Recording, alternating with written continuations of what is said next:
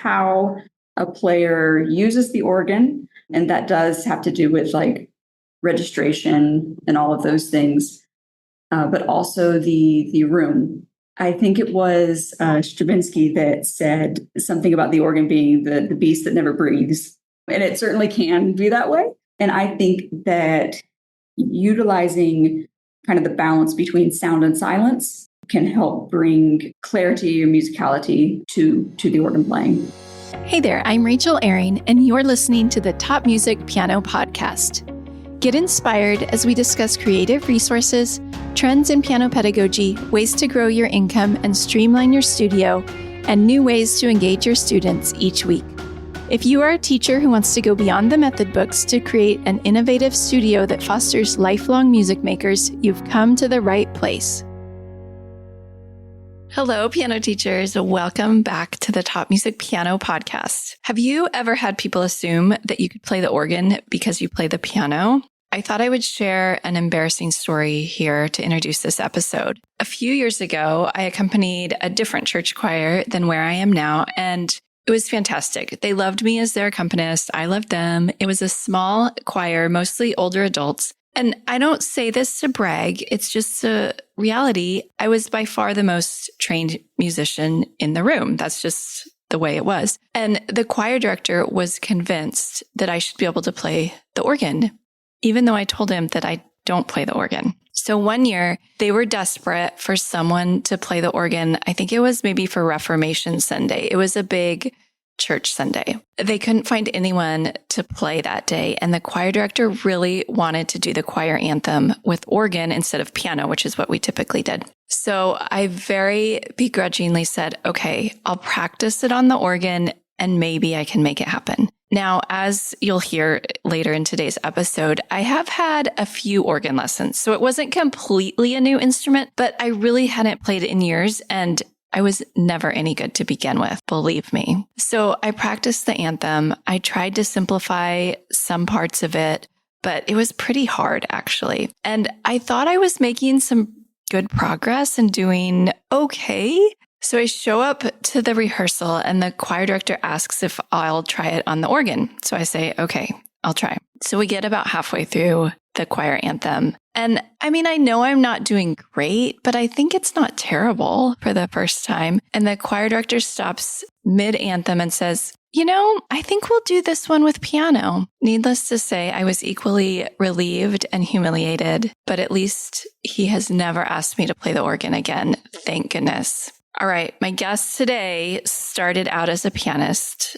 like me, but you'll hear her story of transitioning to organ and how one instrument informs the other. If you have ever been organ curious, you're going to enjoy today's episode. And even if you're terrified of the organ like me, I think you'll still enjoy it. So here's a little bit about my guest, Kelsey. Praised by Cleveland Classical for her subtlety, depth, and affect in performance, Kelsey Berg is a multifaceted organist, music theorist, and teacher. She currently serves as the assistant organist choirmaster at St. Paul's Episcopal Church in Akron, Ohio. Kelsey is also a guest lecturer in organ at the Cleveland Institute of Music, where she teaches secondary organ lessons to both graduate and undergraduate students, as well as applied organ at Case Western Reserve University as part of the Joint Music Program. Kelsey maintains a private piano and organ studio with students of all levels. Kelsey recently graduated with a Doctor of Musical Arts in Organ Performance from CIM, studying with Professor Todd Wilson. At CIM, she was the 2023 recipient of the Heinrich Scholarship in Organ. Kelsey received both a Master of Music in Organ Performance and a Bachelor of Music in Piano Performance from Mercer University. She also attended Salem College, receiving both a certificate in injury-preventive keyboard technique and a Master of Music in Piano Performance and Pedagogy with an emphasis in injury-preventive keyboard technique.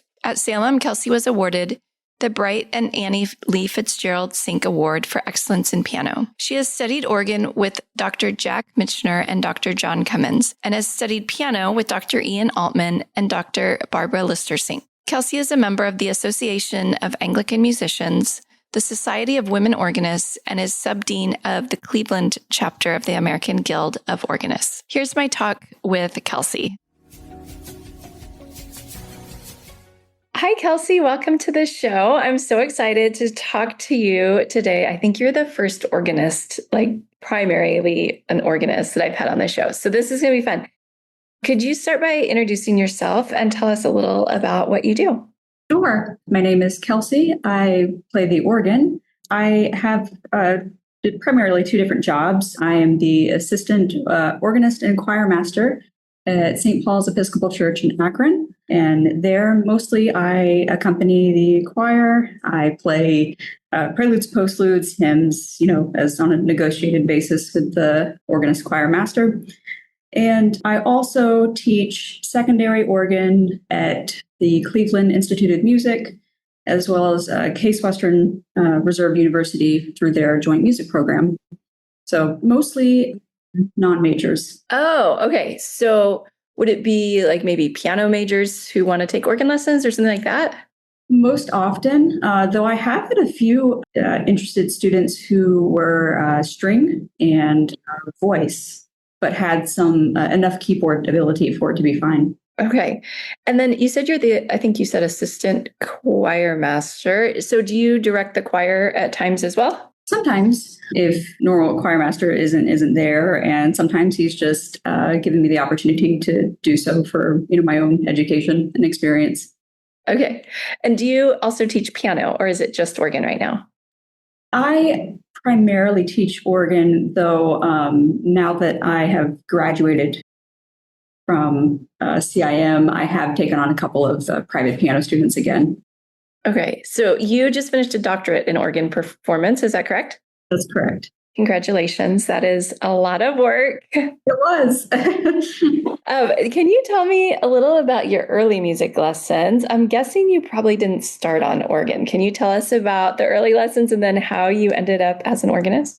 So I started with piano. Most organists do. I only know a few who actually started with organ and never had piano lessons. But I had the more typical path of starting piano lessons young. And it was in the junior year of my bachelor's degree. I went to school for piano performance that I had the opportunity to, somebody was like, hey, our organist retired, you play piano, can you play organ? And got handed a church job. I was like, sure, okay. So I thought, I kind of realized when I started doing this that it's like, I don't really know exactly what I'm doing. And so probably I should get some organ lessons. So I started taking secondary organ my senior year of my bachelor's, and kind of just did that off and on for a time. I ended up going through my master's in piano. And then somewhere along that degree, I realized, I really like, organ. This is a lot of fun. And I really enjoy like the gig work that I get. I might think of doing, another degree in organ. So eventually after that degree, I decided to just go ahead and switch over at that point. Okay. That's really funny that you got the job before you had ever had any lessons. But I think that this is a myth that a lot of non-musicians and maybe even musicians have, that if you can play the piano, you must be able to play the organ. There's a few extra pedals, right? Can you talk to us about that myth and why it is a myth? Yes, there is a little bit of similarity. And usually what I tell people is that, both the piano and the organ have keyboards that you play with your fingers, and then the similarities kind of stop there. So the organ is a winded instrument. So when you press a key, that opens a valve, air comes into the pipe, and that's how the sound is created. And as long as you keep holding that key, the sound will keep flowing. And so I would say that is probably a pretty significant difference to the piano in terms of how the keys kind of respond to you and what comes out versus, say, the piano. The sound is not going to decay. Beyond, I guess also in terms of the keyboards is that with the piano there's just one, and organ you typically have at least two, if not all the way up to 5, and there's a few kind of odd organs out that might have like 6 or 7. So lots of keyboards. Then, of course, there's the obvious difference that most people can tell. Like, yeah, you do have to play feet. You have to play notes with your feet. There is like a keyboard, pedal board that you play. The other difference is what we kind of call console technique. So there's lots of buttons, and those buttons allow you to set different sounds or stops to them. And so while you are playing, you have to be able to press the buttons to be able to change the sounds, which sounds is more simple than it is, but it can be surprisingly difficult at first. Then also beyond the pedals for your feet that create sounds, there are also what we call swell pedals that help you control the dynamics. And so you open and close those with your feet as well. And those swell boxes control shutters that are up in the organ chambers so some rings of pipes on an organ will be what we call enclosed. And so there will be like a box around these pipes that has shutters on it. And so when you close the box, the shutters close around those pipes and makes the sound softer. So there's like a lot of extra things that you need to be doing along with playing the notes. Yeah, there's so much going on when you're playing the organ, huh? So yeah, it's funny. I was thinking when you were talking, I also took some organ lessons around probably the senior year of my undergrad. And I had a very different experience in that I no longer want to play the organ at all. Like, 'cause sometimes people will tell me like, oh, you should, play the organ too. 'Cause I actually work at a church that has a beautiful pipe organ. Like, you would die. You would just love it. But I'm like, oh, no, I can't. It's too hard. Like, I never understood the registration and then getting my feet. Like, I think one of the things that frustrated me is I was such a good sight reader at the piano.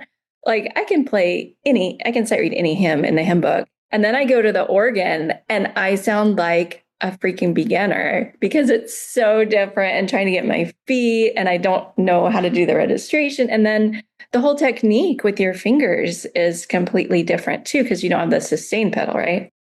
Correct. Yeah. There's no sustain. I think, yes, that organ can be incredibly discouraging. And I think that if some people who teach organ, it perhaps could have been so long ago when they were a beginner that they may have forgotten how actually hard it is to get all of that coordination going. I work with a lot of really, really highly skilled conservatory students, pianists that can play anything. And they are usually quite surprised and will be apologizing at how poor, like, I can't read this. It's only like a single line. And there's these whole notes in my feet. And why can't I just read it? And yeah, I think that's a big hurdle to get past. I think so. You have to kind of be okay with going back to the basics and feeling like a beginner again. You can't just expect to say, well, I play the piano, so it shouldn't be that big of a stretch, right? So tell me about, what did you fall in love with about the organ that made you transition from piano primarily to organ? I love all of the different sounds that you can create.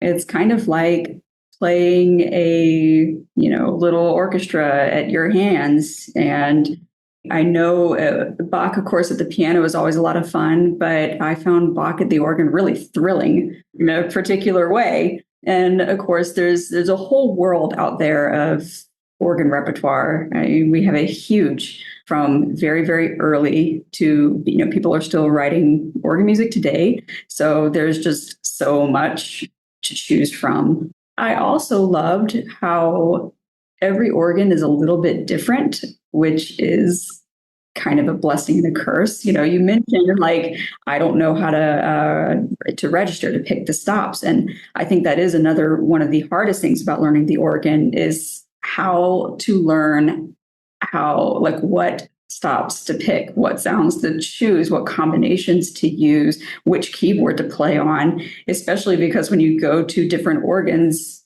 there are stops with different names and it's not always going to match. That can be, I think, really intimidating. And it also just takes a long time to learn, to be able to listen to recordings and hear, oh, they bring the reeds on, in this measure, or I see he's got the mixture on and then they took it off, and, and to be able to track all of that and hear just takes time. Can you talk a little bit about musicality at the organ versus the piano? Because it really is completely different with, the phrasing in piano. Sometimes piano teachers will say, you don't want any note to sound the same dynamic, right? And in organ, it's not like that. Like, they are going to sound the same until you push the swell or pull a stop or something, right? So talk about how you approach musicality differently at the organ. Yes, you're so right. It's very different. So I would say primarily, I guess I think of musicality in timing and articulation. You're correct in that. Yeah, unlike the piano, where every note might sound a little bit different.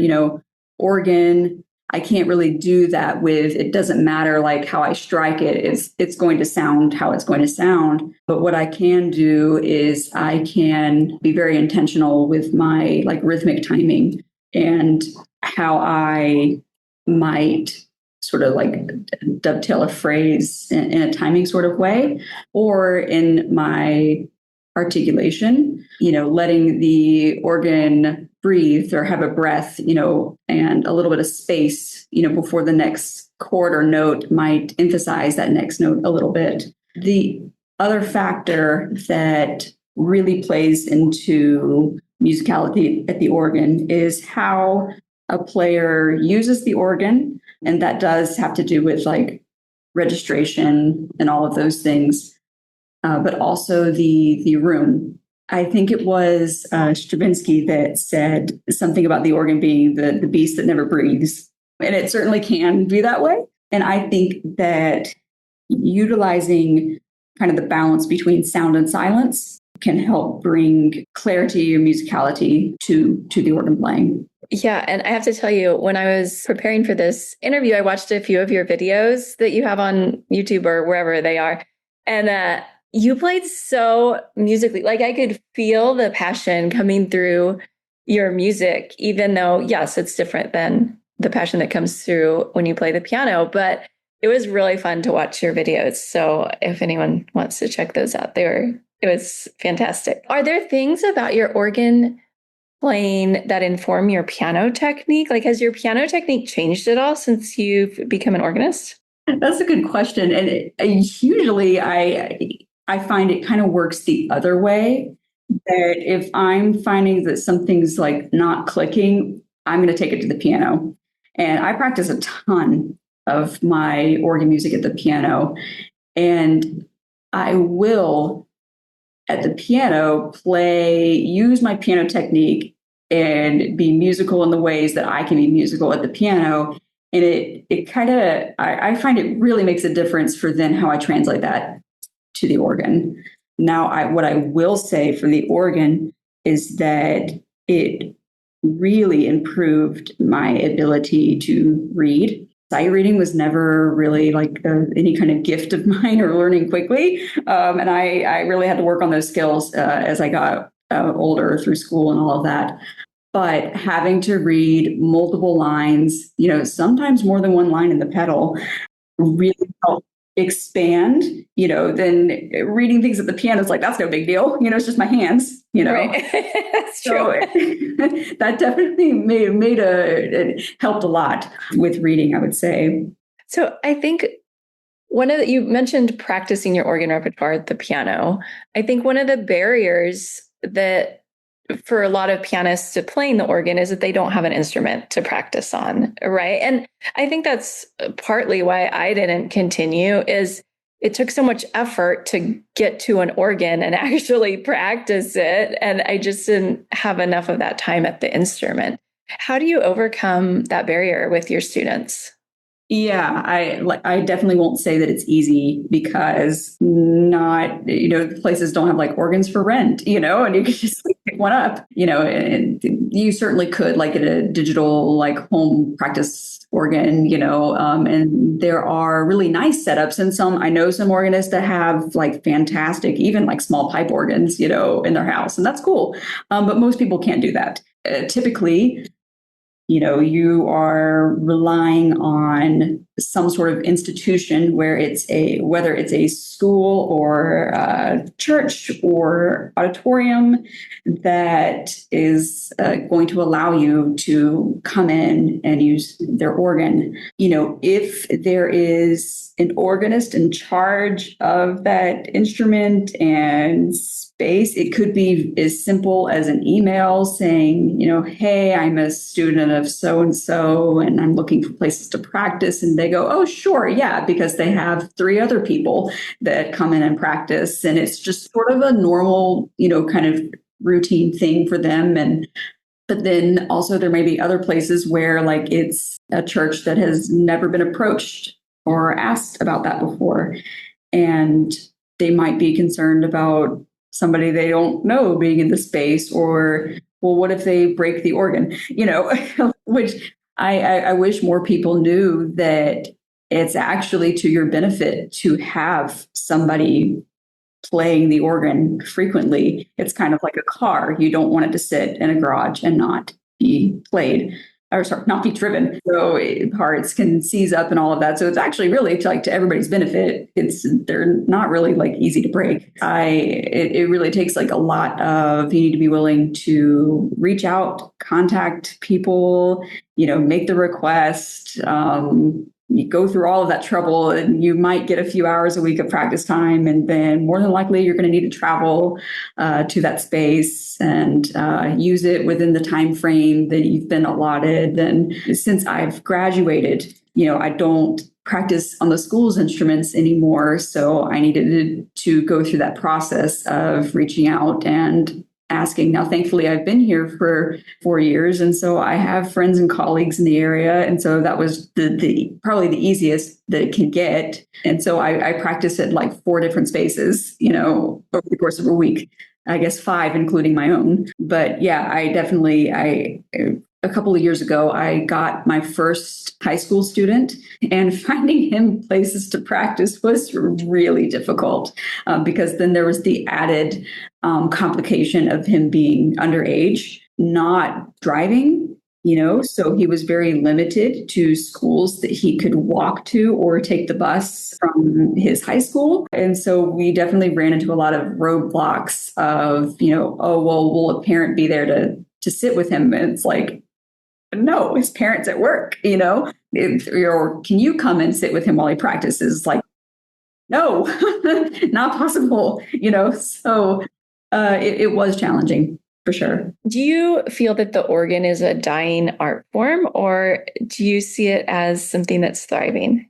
That's a great question. And I think if you were to talk to like a group of organists, it's one of those like topics that people tend to like disagree and, I don't know, bemoan and worry about. I kind of fall on the side of the maybe glass half full, is that I don't really think it's a dying art form. I would say certainly in current sort of like economic times and things being difficult to afford, organs are expensive, and the maintenance and upkeep is expensive. And not to mention that installing a new organ, a new pipe organ these days could easily run you into the millions.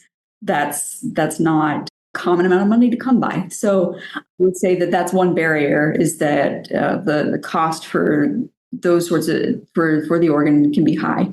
On the other side of it, though, I see, and I think probably the best example of someone who has recently sparked a lot of really far and wide, interest in the organ is Anna Lapwood. She is an English organist. she went viral on TikTok maybe a year or two ago for her videos, just kind of explaining, what the organ is and playing and all of that. And these days, her concerts sell out, or there will be like a big waiting list for them, which is really incredible when most organ recitals were really excited if we get more than like 20 people. So she does a lot of like film music transcriptions, which I think is really cool because that's connecting, with just a wide variety of people who may not be professional musicians, but they love music and they love movies. And here's this cool person who can play the Lord of the Rings soundtrack, at the organ because of the kind of orchestral instrument, that it is. I would say that we certainly do have a need. There are more jobs than organists. So we always highly encourage pianists, if you want like a solid gig, consider taking. I know the organists get paid more than the pianists. Yeah. It's true. So if you're listening and you're thinking about it, it's a lucrative time. Yeah, it is. That's interesting about the girl who went viral on TikTok. And I think that also kind of debunks a myth that organs are only for the church, right? And maybe you can talk a little bit about the nature of organ music outside of the church. Yeah, I would say like historically, the organ has been primarily associated with sacred music and the church. However, that hasn't been exclusive. And I would say especially into the 20th century with silent movies or, with organ kind of background, there's been, I guess, more use of organ in secular spaces and concert halls and all of that. There is some orchestral repertoire for like symphony orchestra and organ, though it's not as common. But I would say like there's a ton of music for organ that even though its original context was use for the church, that it doesn't necessarily have like a sacred music. And I guess maybe an example would just be easier. Like some of the Bach free works, preludes and fugues. Yeah, he probably would have played those or improvised them, for voluntaries for service. But like on their own, they sound just like organ music, You know where else I heard an organ this week? I took my son to a NHL hockey game. And there was an organist playing. The ballpark sometimes have organists, huh? Yes. Yep. Have you ever played at a ballpark?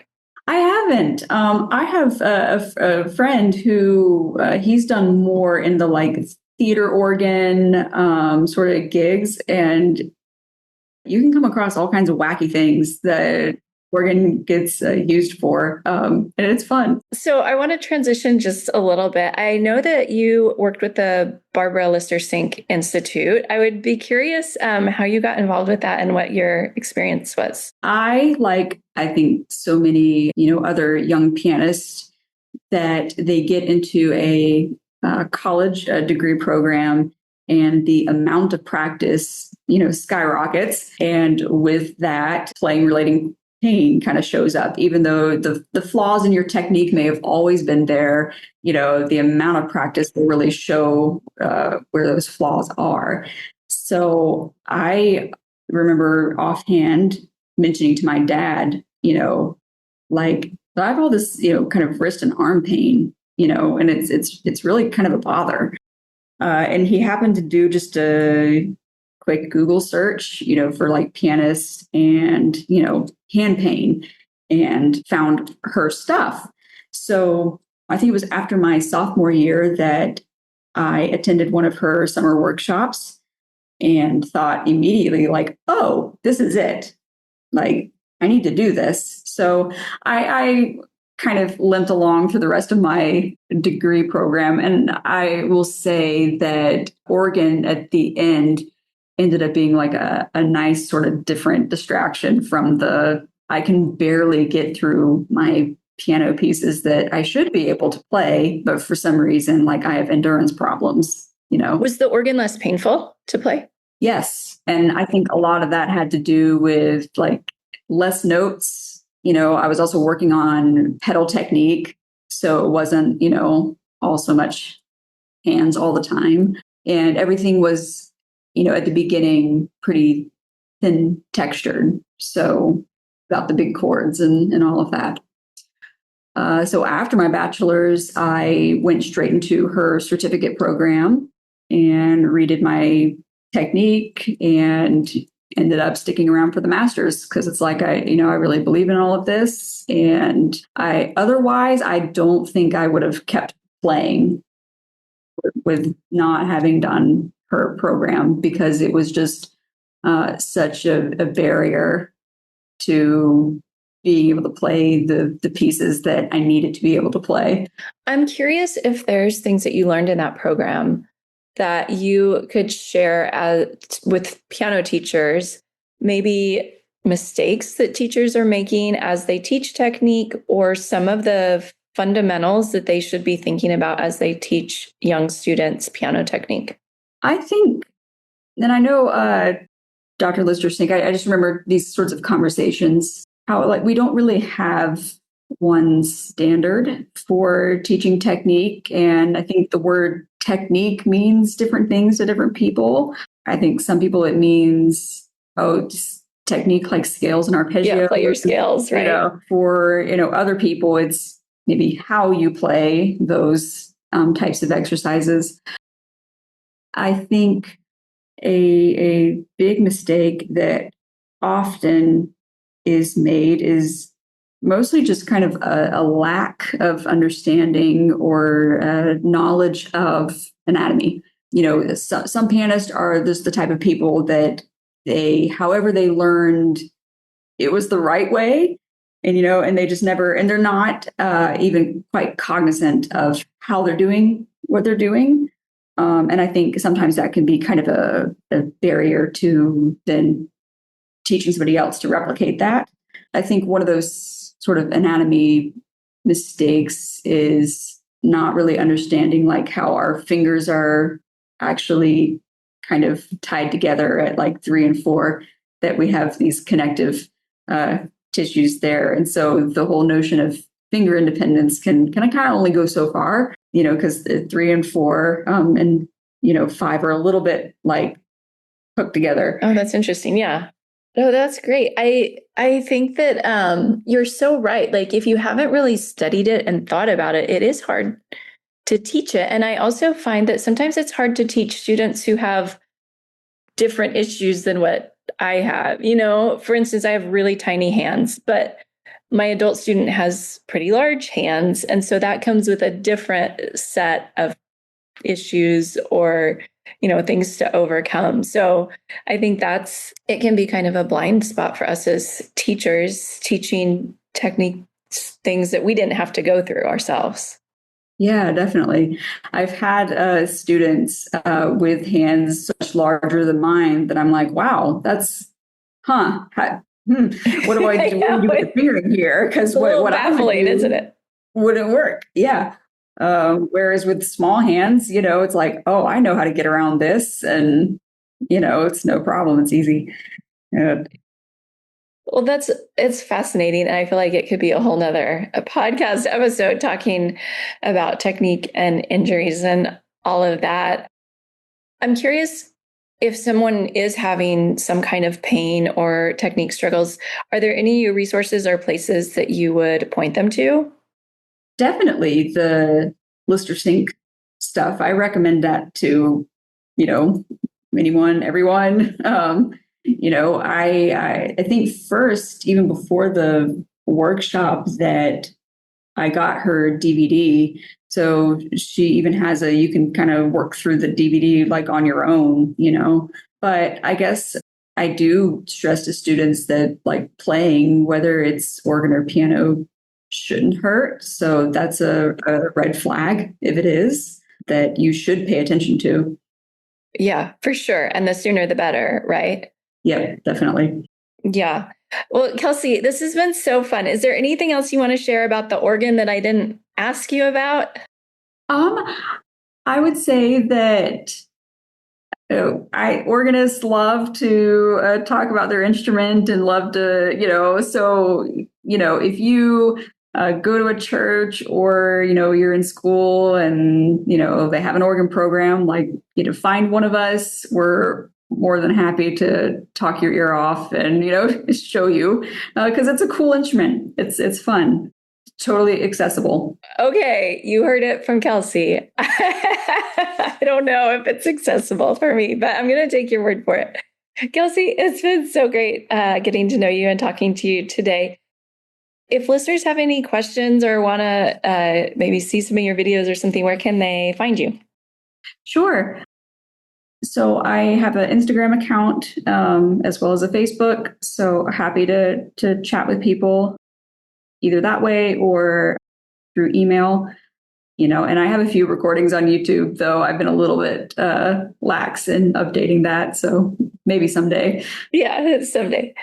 All right. Well, thank you so much for being here and giving your time and sharing all about the organ with us.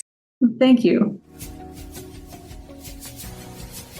I hope you enjoyed hearing about Kelsey's journey to becoming an organist. The organ is such a magnificent instrument, and I'm always fascinated by performers who've mastered it because, like we talked about in the interview, it's so different from piano, and it really is a completely different skill set. Thank you, Kelsey, for sharing your love of another keyboard instrument with us. Next week will be our last episode of 2025, and then we'll take a couple of weeks off. I know I'm looking forward to a little break over Christmas.